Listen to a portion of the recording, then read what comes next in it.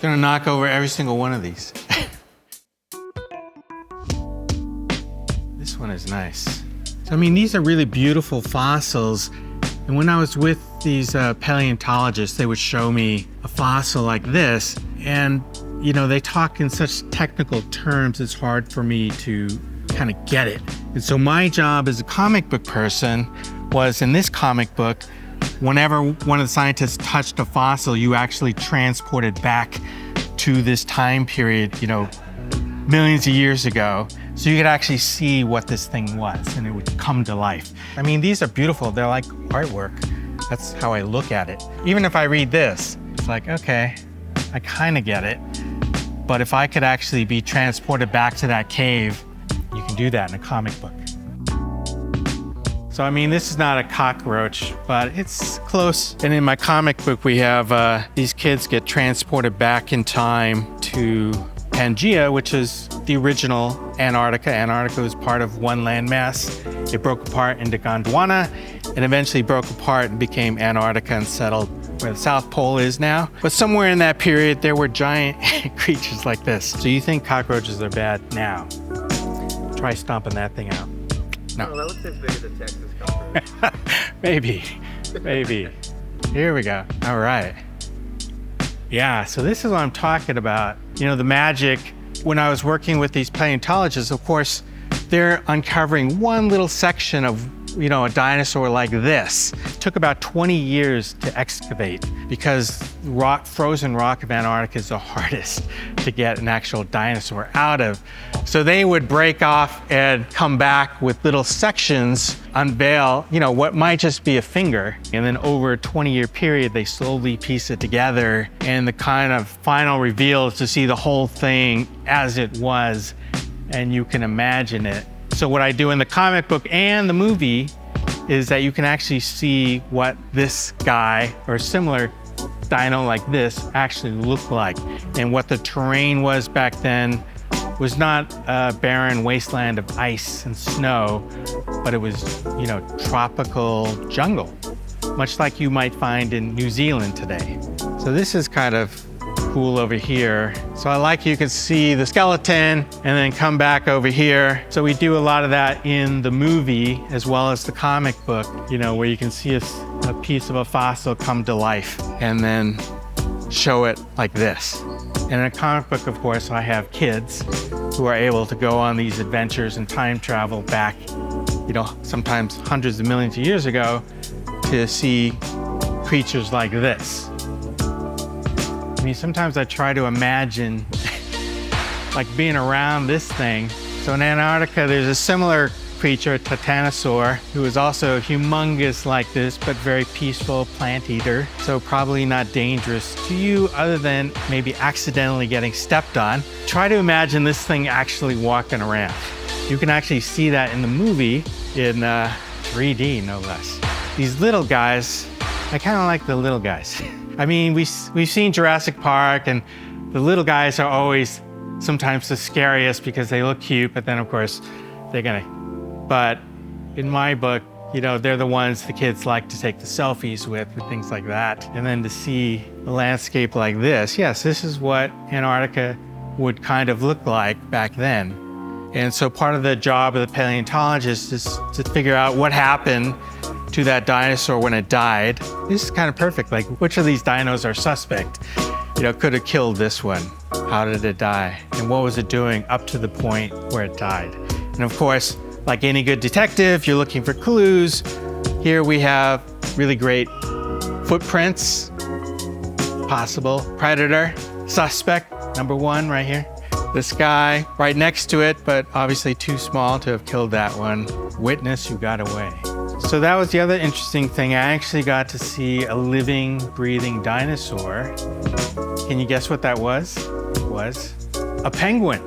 Penguin is a direct descendant of dinosaurs. Now, of course, these guys, the emperor penguins, were about this big, but back in the day, there were penguins that were about 6 feet tall, if you can imagine. So the thing about skin, if you're a paleontologist or you're a filmmaker or you're an artist, is that there is a degree of interpretation. So we're imagining the landscape it existed in, We're imagining the colors in that landscape, what colors certain dinosaurs might have, if they're a predator versus, the prey, and you're kind of drawing conclusions. So in the movie, you'll see a certain interpretation of a Cryolophosaurus. In the comic book, there's a slightly different interpretation. So to me, science, there's a definite connection between science and art and storytelling. There's a great deal of imagination and creativity involved, and paleontologists are trying to tell a story. I mean, when you look at this is like a story. It's like the whole landscape, these dinosaurs, relationships. You're trying to create scale. You're trying to create an environment. When you walk around, you can actually feel the presence of these creatures. It's pretty amazing. These pits, Yeah. they think might have been quills. Oh, really? Came out kind of like porcupine or like really Right. Oh, thick cool. hairs or feathers. Yeah. And so this skin was able to help in that kind of detective story. So it's that puzzle piece that takes that creative mind to think, what if they were quills? I mean, that's the great part is, you see something like this and you have to interpret it. What do these pockets mean? Why were they there? If they were quills, if they were feathers, what were the purpose of the feathers? What colors might they be? Would they add camouflage? So the detective part is pretty cool. Just trying to take what looks to me like a rock. Like if I just saw this in a rocky landscape, I wouldn't think twice about it. But what's cool about these paleontologists, when you see the landscape in the movie, what they're able to just kind of pinpoint visually and determine, oh, this is a tree stump, or this is a dinosaur versus this is just a rock. Being around these people, it's pretty amazing how they're able to take this vast landscape, just kind of zero in on something, capture it, take it out, study it, imagine it, and then kind of take it to its furthest end and create a story. I'm the storyteller who's taken what they do and telling the story, which is something that goes back in Antarctica to the original era of great explorers 100 years ago with people like Shackleton and Scott. They always took a writer, an artist, photographer, filmmaker with them because they needed somebody to capture the story, to take it back to England, to tell, the amazing things that were being discovered down on the ice. So that tradition kind of continues today, and we continue to send artists and writers to the most extreme continent on the planet to tell the story. So there's a similar creature in Antarctica that's also in this comic book.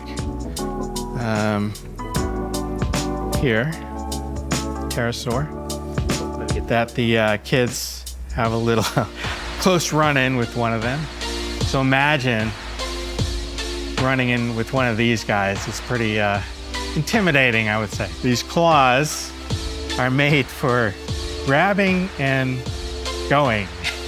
So you can imagine swooping down, grabbing prey, and just taking off into the air. How do they find these dinosaurs?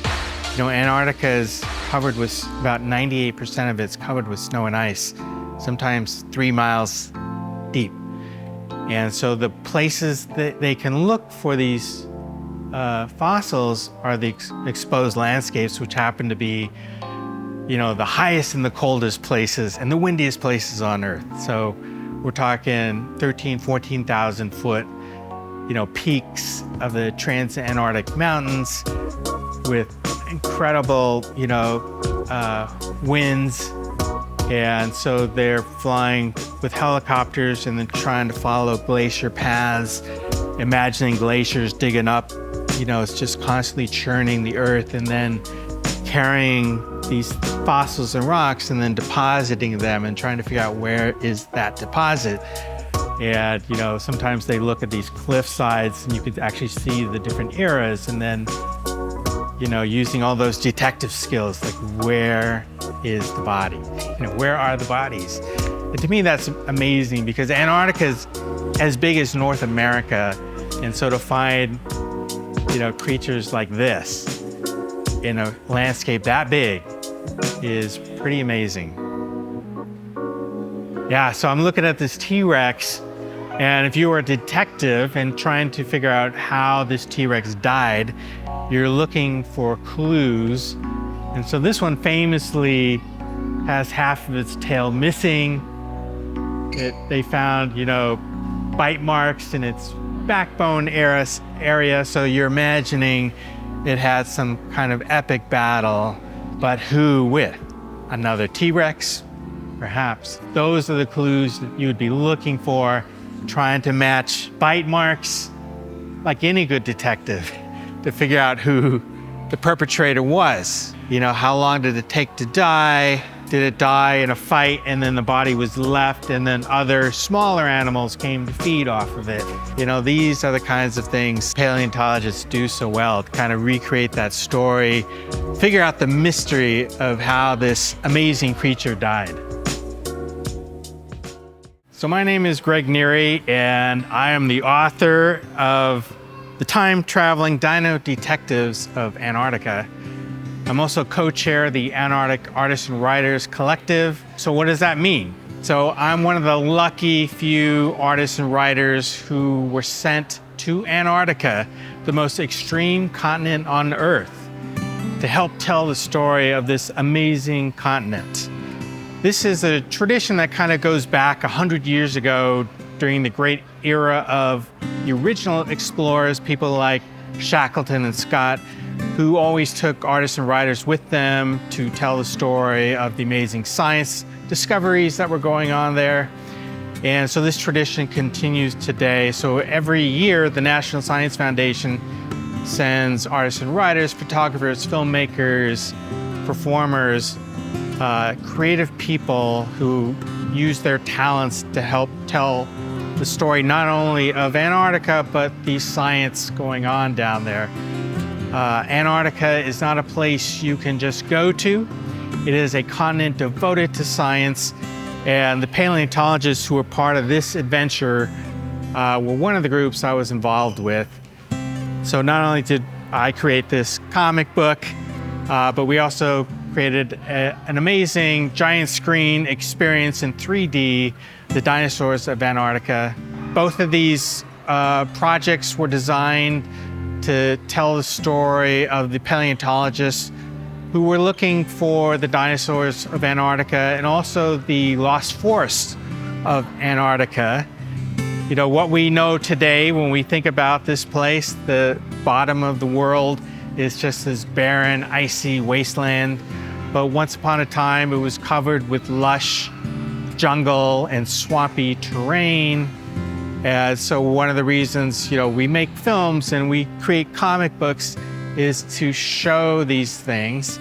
And for me as a comic book maker, particularly one who works with a lot of kids and one who did not do well in science when I was a kid, part of the magic of comics is that you can take all of that complicated terminology that you would often hear when talking to a paleontologist and transcribe it into a fun, exciting way. And so for me, listening to them and how they go about finding these dinosaurs, to me, they were like detectives. They're literally looking for where the bodies are buried, trying to determine, who killed them, how did they die, what were they doing right up to that point where they perished, And to me, they're also time travelers, because when you look at a fossil, you have to use your imagination to figure out what it was actually like back then. What might this dinosaur look like based on the landscape back then? Would this creature need camouflage? What colors might its skin have? Would it have feathers? Would it have quills? All these things are part of the toolkits of creativity that paleontologists use to figure out the story. And so me working for kids, I'm constantly trying to look at it in a fun, exciting way. So time-traveling Dino Detectives was kind of how I broke it down so I could understand it and imagine my 10-year-old self understanding it too. So, there are things like this. It's very simple kind of overview, but I couldn't find I was looking for an easy way to understand the entire history of dinosaurs in Antarctica. I couldn't find a simple one sheet that showed me what that was. You know, how Antarctica broke away from Gondwana, broke away from Pangaea, the original landmass, and then how each dinosaur fit into different eras, Jurassic era, Cretaceous, and so on. And so as a comic book maker, this simple thing actually took a lot of work just to break it down so you could see it in a simple form, what dinosaurs existed, when they existed, how many millions of years ago. And also, you know, how to find a dinosaur. I broke it down into a game board experience. You know, you kind of start up here, and how do you find the dinosaur? How do you excavate it? How do you, you know, get it out of that incredibly harsh landscape in the Trans-Antarctic Mountains back to your field museum or natural history museum so you could unpack it and, you know, build it, recreate it into something like this. It's an incredibly complicated process, but for me, breaking it down like a game board was how I could literally understand it. So that's just part of what I do as a creator.